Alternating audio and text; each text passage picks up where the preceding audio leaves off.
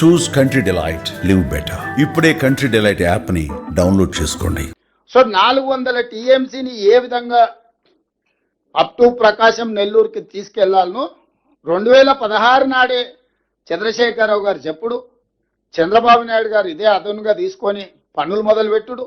చంద్రబాబు నాయుడు గారి హయాంలోనే మొదటిసారి చంద్రబాబు నాయుడు గారి హయాంలోనే ఇన్ని పేజీల రిపోర్టు వ్యాప్కోసు ఆంధ్రప్రదేశ్ గవర్నమెంట్కి ఇచ్చింది. ఏ ఒక్క రోజు కూడా చంద్రబాబు నాయుడు గారు ఉన్నప్పుడు 16 నుంచి 19 వరకు ఏ ఒక్క రోజు ఇది చంద్రబాబు నాయుడు గారిని వ్యతిరేకించలేదు చంద్రశేఖరరావు గారు. ఇది వదిలేసి 2019లో మళ్ళీ జగన్మోహన్ రెడ్డి గారు రాగానే ఇప్పుడు అన్ని పవర్ పాయింట్ ప్రజెంటేషన్లు చూపించింది. In continuation of Chandrababu Naidu proposal, Jaganmohan Reddy గారు వచ్చినాక కూలంకషంగా డీటెయిల్డ్ ప్రాజెక్ట్తోని ఇదే ప్రగతి భవన్లు ఇక్కడనే మిత్రులు పొన్నం ప్రభాకర్ గారు చెప్తారు, ఇదే ప్లేస్లో జగన్మోహన్ రెడ్డిని పిలిచి మంచి భోజనం పెట్టి పవర్ పాయింట్ ప్రజెంటేషన్ ఇచ్చి ఏ విధంగా గోదావరి జలాలను పెన్నా పరివాహక ప్రాంతానికి బంకచెర్ల వరకు తరలించుకెళ్లాలను చంద్రశేఖరరావు గారే వాళ్ళకి మొత్తం నేర్పాడు. ఈరోజు ఆయన 80,000 పుస్తకాలు చదివిన తెలివితేటలు, విశ్వాసం ఏదైనా ఉంటే తెలంగాణ ప్రజల పట్ల చూపించాలి. వారు చంద్రబాబు నాయుడు ఇక్కడికి వచ్చినా గోదావరి జలాలే తీసుకుపోతామన్నారు, జగన్మోహన్ రెడ్డి ఇక్కడికి వచ్చినా గోదావరి జలాలే తీసుకుపోతామన్నారు. చంద్రశేఖరరావు గారు నగరి రోజా గారింటికి వెళ్ళినా కూడా గోదావరి జలాలని మీకు ఇచ్చి రాయలసీమను రతనాల సీమ చేస్తా అన్నాడు. అంటే మా ఇంటికి వస్తే ఏం తెస్తావు, మీ ఇంటికి వస్తే ఏం పెడతావు అనే విధానము స్పష్టంగా ఇక్కడ ఉంది. ఈ నేపథ్యంలో రెండోసారి ముఖ్యమంత్రికి వచ్చిన చంద్రబాబు నాయుడు గారు పాత ఫైల్స్ కన్నిటికీ దుమ్ము దులిపి ఇప్పుడు ఆ పనులను ముందుకు తీసుకెళ్లడానికి మొదలుపెట్టినారు.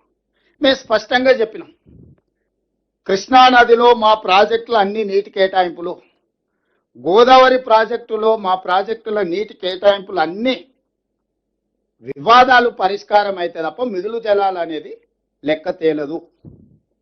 కాబట్టి గోదావరి బేసిన్లో మా పెండింగ్ ప్రాజెక్టులు ప్లస్ 968 టీఎంసీ వాటర్ ప్రాజెక్టులు మేము మొత్తం కట్టుకున్న తర్వాత మిగులు జలాల పైన వరద జలాలు ఉంటే అవి ఎన్ని మిగిలినాయి, దాంట్లో మాకెంత వస్తుంది మీకెంత వస్తుంది, మళ్ళా మిగులు జలాల మనకు వాటా ఉన్నది, వరద జలాలలో కూడా మనకు వాటా ఉన్నది. నికర జలాలలో ఏ విధంగా అయితే ప్రపోర్షనేట్గా 968 టీఎంసీ మనకు 518 టీఎంసీ ఆంధ్రప్రదేశ్కి వచ్చిందో అదేవిధంగా గోదావరిలో ఉండే మిగులు జలాలు కావచ్చు, గోదావరిలో ఉండే వరద జలాలు కావచ్చు, ప్రపోర్షనేట్గా తెలంగాణకు కూడా ఒక రైట్ వస్తుంది. ఇవన్నీ చర్చించుకోవాలంటే ఆఫీసర్స్ లెవెల్లో ఫస్ట్ డిస్కషన్ జరగాలి, ఆ తర్వాత అక్కడ ఇది కాకపోతే మన మంత్రుల కమిటీలో జరగాలి, అక్కడ కూడా పరిష్కారం కాకపోతే అపెక్స్ కౌన్సిల్లో కూర్చొని మాట్లాడుకోవాలి. అప్పుడు మాత్రమే నికర జలాల లెక్కలు తేలిన తర్వాత మిగులు వరద జలాల మీద చర్చ జరుగుతుంది. మిగులు వరద జలాలలో తెలంగాణకి ఎంత వస్తుందో కూడా లెక్క రాసుకోవాలంటున్నాం మేము. ఇప్పుడు సింపుల్గా సముద్రంలోకి వెళ్తూనే మేము తీసుకెళ్తున్నాం. చంద్రశేఖరరావు గారు 2016 నుంచి 2023 వరకు మాకు సంపూర్ణంగా సహకరించిండు. మా ఎడారిగా మారిన రాయలసీమను రతనాల సీమ చేస్తా అన్నాడు. కేవలము రాగి సంకటి రొయ్యల పులుసుకే మాకు ఇంత అవకాశం ఇచ్చిండు చంద్రశేఖరరావు గారు.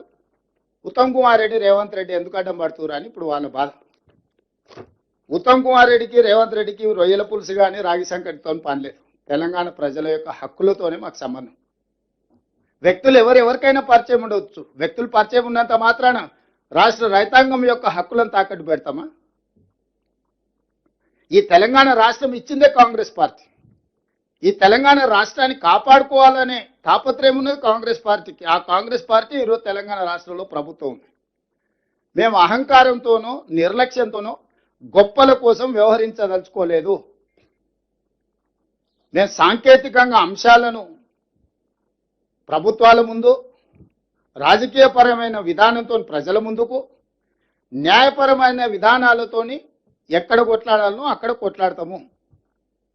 అందుకే ఈరోజు నేను ఆంధ్రప్రదేశ్ ముఖ్యమంత్రి గారికి సూచన చేస్తున్నా, పైనున్న ప్రాంతం మాది, మీరు వదిలితేనే కదా మాకు వస్తుంది అని అంటారు. బాగానే ఉంది, నదీ పరివాహక విధానం కరెక్టే. కానీ కిందున్న ప్రాంతం పైనున్న రాష్ట్రం యొక్క నికర జలాల ప్రాజెక్టులకు కూడా ఎందుకు అభ్యంతరాలు పెడుతున్నారు? మీరు మొట్టమొదట బ్లాంకెట్గా మాకున్న మా హక్కులు కృష్ణానది జలాలు, పట్టిసీమ జలాలు గోదావరి నుంచి మీరు తాత్కాలికంగా కృష్ణా బేసిన్, కృష్ణా డెల్టాకి తీసుకెళ్ళారు 90 టీఎంసీలు. ఆ 90 టీఎంసీల నీళ్ళలో 45 టీఎంసీలు మాకు కృష్ణా బేసిన్లో అదనంగా రావాలి. ఆ 45 టీఎంసీలు ఇస్తే అదేవిధంగా మేము ఒక 90 టీఎంసీలు మేము మైనర్ ఇరిగేషన్లో వాడుకుంటున్నాం. అవి ఆ మైనర్ ఇరిగేషన్ వాటిని మేము మేజర్ ఇరిగేషన్లో కన్వర్ట్ చేసుకుంటూ ఒక 45 టీఎంసీలు పాలమూరు రంగారెడ్డి ఎత్తిపోతలకు కేటాయింపులు ఇవ్వండి అని మేము తిరుగుతా ఉన్నాం. నేను ఉత్తమ్ కుమార్ రెడ్డి గారు 18 నెలల నుంచి మా కృష్ణా బేసిన్లో ఉండే పాలమూరు రంగారెడ్డి ఎత్తిపోతలకు మా కల్వకుర్తి లిఫ్ట్ ఇరిగేషన్కు నీటి కేటాయింపులకు మీరు కేంద్ర ప్రభుత్వానికి నిరభ్యంతర పత్రం ఇస్తే మాకు కేటాయింపులు వస్తే మేము ఆ ప్రాజెక్టులకు లోన్లు తెచ్చుకుంటాం, నిధులు తెచ్చుకుంటాం, మేము ప్రాజెక్టులు కట్టుకుంటాం. దాంతో మా పని సులువైతుంది. సుమన్ టీవీలో మీ పర్సనల్ అండ్ బిజినెస్ ప్రమోషన్స్ కోసం కింది నెంబర్కి కాంటాక్ట్ చేయండి.